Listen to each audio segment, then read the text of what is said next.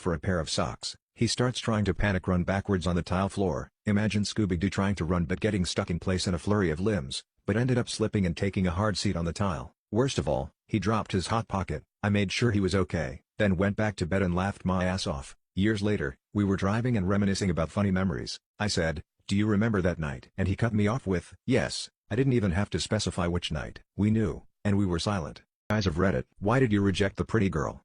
I accidentally turned down a girl I had a massive crush on in middle school.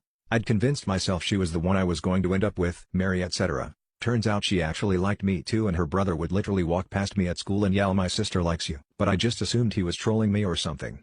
Well, one day we were on the train home after school and her friend suddenly and mysteriously disappeared to another carriage, leaving her and I alone together. She asked, "Hey, I was wondering, do you have a crush on me?" as she leaned in hopefully for my answer. How did I react to this situation? I started rummaging through my school backpack pretending I was looking for something, and changed the subject to some dumb thing that my brother did on the weekend. She leaned back in her seat and looked visibly disappointed.